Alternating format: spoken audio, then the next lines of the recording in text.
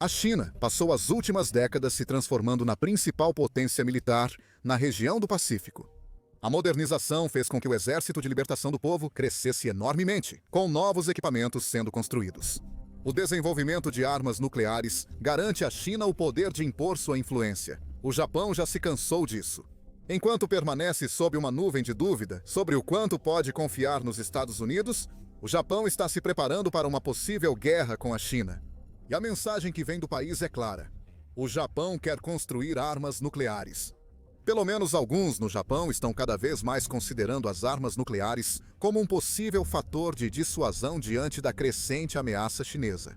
Além de uma forma de afastar ainda mais o Japão da dependência do guarda-chuva de segurança dos Estados Unidos. Em 20 de agosto, a Reuters noticiou sobre a parlamentar japonesa Rui Matsukawa, ex-vice-ministra da Defesa. Matsukawa visitou a Fordham Abbey, no Reino Unido, em março e se reuniu com parlamentares britânicos. Está ocorrendo uma enorme reavaliação sobre o papel que os Estados Unidos estão desempenhando na segurança daquele país. Na época, o presidente Donald Trump tinha uma rixa com a Europa por questões sobre o quanto os países europeus pagavam por sua segurança e a dependência das Forças Armadas americanas. Trump também parecia estar se aproximando demais da Rússia, para o desconforto de muitos líderes europeus. Com a mensagem, Matsukawa foi direto. Seria uma boa ideia se o Japão começasse a fazer o mesmo, explicou Matsukawa. Como isso poderia ser? Trump é imprevisível, o que é sua força. Mas sempre devemos ter um plano B, disse o parlamentar japonês a Reuters. Quanto ao que o plano B envolveria, ela descreveu um caminho bem geral que o Japão deveria pelo menos considerar seguir. O plano B pode ser buscar independência e criar armas nucleares. Na maioria dos outros países, o desejo de se tornar nuclear seria pelo menos compreensível, mesmo que não fosse especialmente viável. Mas para o Japão, isso era, até recentemente, quase impensável. Desde o fim da Segunda Guerra Mundial, a doutrina militar no Japão tem se concentrado principalmente no pacifismo, com o país preferindo a diplomacia a ameaças militares óbvias para alcançar seus objetivos. No entanto, com a incerteza em torno da relação de defesa entre os Estados Unidos e o Japão, juntamente com o crescimento da força da China e a invasão russa da Ucrânia. Uma abordagem eficaz por décadas agora parece instável. Falaremos disso mais tarde no vídeo. O mais interessante nos comentários de Matsukawa é que não vem de um parlamentar isolado indo contra o país. Segundo a Reuters, há um grupo pequeno, mas relevante no Japão, que defende que o país deveria pensar em criar seu próprio programa nuclear. Esse sentimento é ainda mais intenso na Coreia do Sul, aliada dos Estados Unidos da América e Japão por um acordo trilateral. Segundo a Reuters, até 75% dos sul-coreanos apoiam que o país desenvolva armas nucleares. Provavelmente porque o país deles fica entre a China, com capacidade nuclear, e a Coreia do Norte, que possivelmente também tem. Embora o apoio a um programa nuclear no Japão não seja tão forte entre o público do país, ele certamente existe. No mínimo, muitos no Japão estão pressionando para que o país pelo menos reflita sobre a questão nuclear. Segundo o Politics Today, o apoio ao Japão criar arsenal nuclear ainda é baixo. Pesquisas indicam maior disposição para reavaliar os 3 princípios não nucleares do país, segundo o veículo. Tatsuaki Takahashi, de Hiroshima, neto de um sobrevivente do bombardeio atômico de 1945, disse que, com o trauma ficando distante, mais japoneses repensam a política nuclear do país. Esse ponto merece destaque. O Japão é o único país que sofreu diretamente o impacto devastador das armas nucleares, nos bombardeios de Hiroshima e Nagasaki. Os Estados Unidos da América realizaram 2 ataques nucleares com bombas menos potentes que as atuais, matando cerca de 74 mil pessoas em Nagasaki e 140 mil em Hiroshima, incluindo 38 mil crianças. De acordo com a campanha internacional para a abolição das armas nucleares. Diante de um poder tão terrível, o Japão se rendeu aos Estados Unidos, efetivamente trazendo o fim da Segunda Guerra Mundial. Lá, o Japão poderia ter se concentrado em buscar vingança. Isolado dos olhos do público, poderia ter colocado seus cientistas para trabalhar em armas nucleares. Mas o Japão seguiu por um caminho diferente. O pacifismo que mencionamos anteriormente surgiu dos horrores dos bombardeios de Hiroshima e Nagasaki. O mesmo aconteceu com os 3 princípios não nucleares que a política menciona hoje em dia, embora várias décadas depois. BBPedia diz que os 3 princípios não nucleares são uma resolução parlamentar japonesa. Apesar de não serem leis, orientam a política nuclear do Japão desde os anos 1960. Esses princípios são simples. O Japão nunca deverá possuir armas nucleares. O Japão nunca deverá fabricar armas nucleares. O Japão nunca deverá permitir a introdução de armas nucleares em seu território. Não existe postura antinuclear mais clara que essa. E provavelmente não é coincidência que esses princípios tenham sido adotados no auge da Guerra Fria entre os Estados Unidos da América e a Rússia, enquanto esses 2 países corriam para acumular mais armas nucleares do que jamais seriam necessárias para destruir o mundo inteiro, tentando dissuadir e superar um ao outro na mesma medida. O Japão parecia determinado a seguir na direção oposta. A diplomacia sempre prevaleceria sobre a manutenção de uma ameaça nuclear. Essa parecia ser a mensagem na época. Porém, muita coisa mudou desde os anos 1960 e a situação atual do Japão pode exigir uma nova abordagem, segundo a Reuters. Mas entrevistas com uma dúzia de parlamentares japoneses, autoridades do governo e ex-altos militares revelam que há uma disposição crescente para flexibilizar. Desde 1961, o Japão se comprometeu a não produzir, possuir ou hospedar armas nucleares, seguindo os 3 princípios não nucleares. Este é o último tabu de segurança do Japão. Como diz a Reuters, agosto marca o 80º aniversário dos bombardeios de Nagasaki e Hiroshima. Esse fato não passará despercebido por quem defende o armamento nuclear no país. Eles também poderiam argumentar que os 3 princípios não nucleares nunca foram exatamente o que pareciam ser. O Japão nunca teve, construiu ou hospedou armas nucleares, portanto não violou os princípios. No entanto, há quem argumente que esses princípios conseguiram permanecer em vigor por tanto tempo quanto permaneceram, por causa da estreita aliança militar do Japão com os Estados Unidos. Como destaca a Reuters, o Japão ainda depende das armas nucleares dos Estados Unidos da América que destruíram Nagasaki e Hiroshima para se proteger de ameaças atuais. No acordo de dissuasão estendida, Washington prometeu usar todo o seu poder militar, inclusive armas nucleares, para proteger Japão e aliados. O Japão não precisa de armas nucleares próprias, pois já está protegido pelo poder nuclear de outro país capaz de lançar ogivas globalmente, com submarinos, bombardeiros furtivos e mísseis balísticos intercontinentais de alcance global. Embora seria injusto chamar o Japão de hipócrita por se beneficiar dessa proteção, isso também não muda da ET. A sugestão de que uma nação tão poderosa e avançada, que é totalmente capaz de construir armas nucleares, só consegue manter princípios tão pacifistas por causa da proteção que recebe de seus aliados?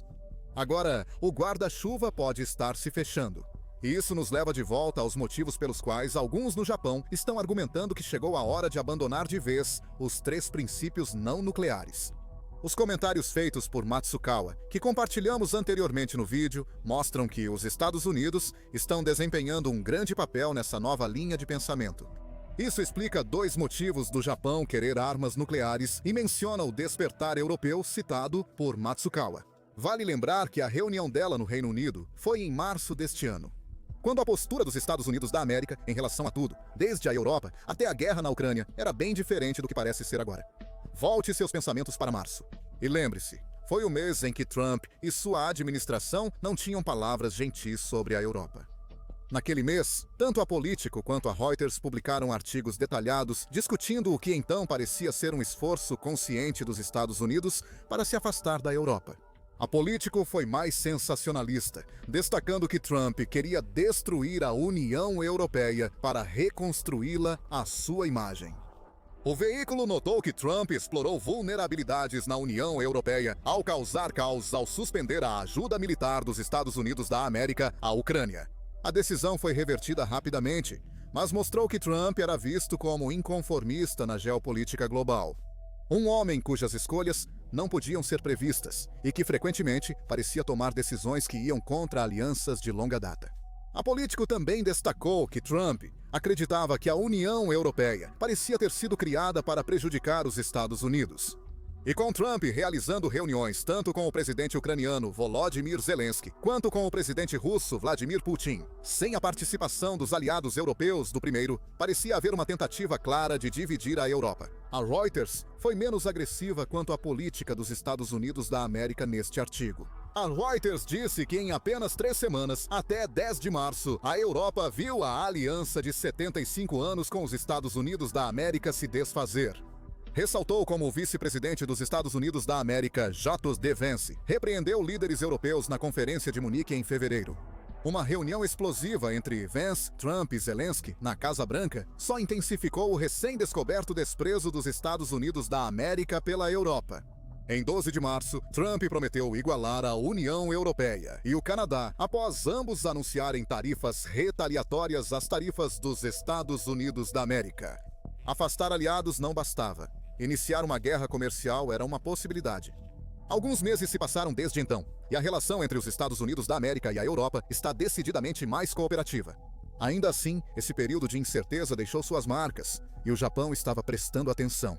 A pergunta era inevitável. Se os Estados Unidos da América tratam velhos aliados assim, fariam o mesmo com o Japão. Os Estados Unidos da América também adotaram ações voltadas ao Japão que questionam a aliança atual entre os países. Exemplo, Trump reconheceu a Coreia do Norte como potência nuclear. O presidente dos Estados Unidos da América se referiu à Coreia do Norte como uma potência nuclear em janeiro, poucas horas depois de assumir o cargo ao vencer a eleição presidencial. Essas palavras impactaram muito o Japão. Provavelmente foi um deslize, não um reconhecimento oficial do status nuclear da Coreia do Norte.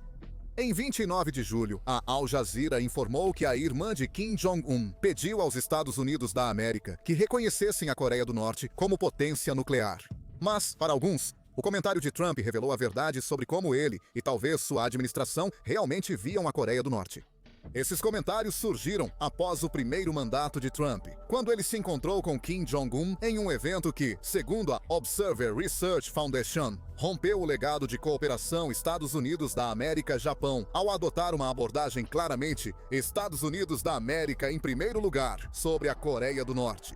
A mesma fonte afirma que Trump pode até estar considerando permitir que a Coreia do Norte mantenha quaisquer armas nucleares que possa ou não possuir. O site americano Político informou que Trump está considerando um plano para permitir a República Popular Democrática da Coreia. A Coreia do Norte ficaria com armas nucleares e ganharia incentivos financeiros para não produzir novas bombas. Se isso ocorresse, geraria fissuras na aliança com a Coreia do Sul e interromperia o TSC, segundo a reportagem. O TSC é o Acordo de Segurança entre Estados Unidos da América, Japão e Coreia do Sul, citado antes. Se a Coreia do Sul sair por causa do Trump, o Japão faria o mesmo.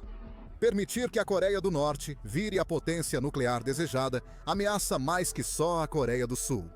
O Japão e outras nações asiáticas vistas como ocidentalizadas pela Coreia do Norte também seriam alvos. O que vemos em tudo isso são os ingredientes necessários para abalar a fé do Japão nos Estados Unidos da América como seu grande aliado e protetor nuclear. A guerra comercial de Trump agravou a desconfiança, já que os Estados Unidos da América planejavam tarifar Japão e Coreia do Sul em 25%, segundo a Reuters. Depois, negociações levaram os Estados Unidos da América a acordos com ambos os países, fixando tarifas em 15%. Mas o fato de as tarifas estarem sendo discutidas já é mais um motivo para a incerteza do Japão em relação ao seu aliado americano. A palavra-chave é incerteza. O Japão não sabe o que os Estados Unidos farão depois. Talvez a marcha que levou Europa e Matsukawa a reconsiderarem os Estados Unidos da América tenha sido só um mês ruim, um caso isolado. As coisas ainda não se normalizaram. Mas as alianças dos Estados Unidos da América com Europa e Japão devem seguir iguais até o fim do mandato de Trump. Ou algo diferente pode agitar ainda mais, trazendo mais questionamentos e pedidos para que o Japão se arme, em vez de depender dos Estados Unidos da América. Já existem pedidos dentro da oposição política do Japão para reduzir a dependência do país em relação aos Estados Unidos do ponto de vista comercial. Em 7 de julho, a Reuters divulgou comentários de Hirofumi Yoshimura, co-representante do Partido da Inovação do Japão. O Japão deve ampliar relações comerciais com países voltados ao livre comércio, disse ele a Reuters. Em vez de se apoiar apenas em um grande pilar como os Estados Unidos, o Japão deveria se apoiar, digamos, em 5 a 10 pilares menores. Essa é uma forma melhor de evitar que o teto desabe. Militarmente, o Japão busca diminuir a dependência dos Estados Unidos da América. O país busca elevar os gastos com defesa para 2% do produto interno bruto até 2027.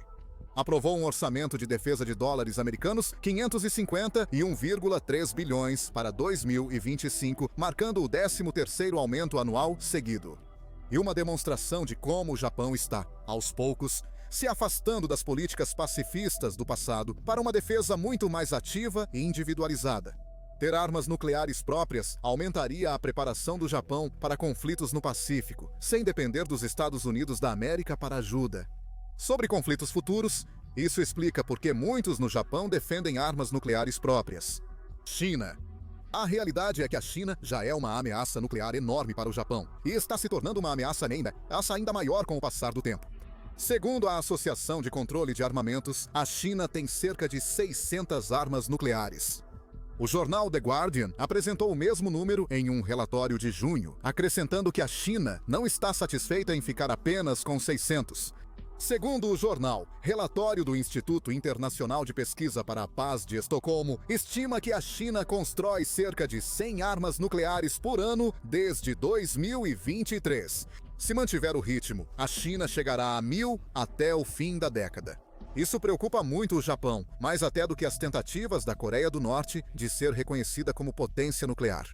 A Coreia do Norte é uma perigosa candidata ao trono nuclear do Pacífico.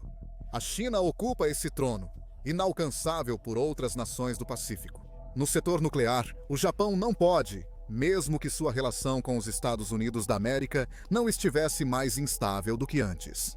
O fato é que a China poderia atingir o Japão com armas nucleares muito antes que os Estados Unidos tivessem a chance de defender seu aliado. E não é como se a China não estivesse aproveitando sua capacidade de intimidar o Japão. Em julho, o Independent informou que o Japão estava mais cauteloso devido ao aumento das atividades militares chinesas perto de suas costas e no Pacífico. Um mês antes, porta-aviões chineses entraram perto de uma das ilhas mais orientais do Japão pela primeira vez, mostrando como as táticas de intimidação da China ficam mais ousadas, embora ainda não tenha ameaçado o Japão com ataque nuclear. Esse não é o estilo chinês. No entanto, porta-aviões podem transportar bombardeiros estratégicos. Esses bombardeiros podem lançar armas nucleares. Juntando as peças, isso sugere que o Japão está certíssimo em ficar atento à ameaça que a China representa para sua soberania. O Japão respondeu, como observa o Independent. O Japão intensificou a expansão militar nas ilhas do Sudoeste e se prepara para instalar mísseis de cruzeiro de longo alcance. Preocupado com possível conflito em Taiwan, que a China reivindica e pode anexar à força, o veículo informou em julho. Destacou também que o Japão testa mísseis superfície-navio.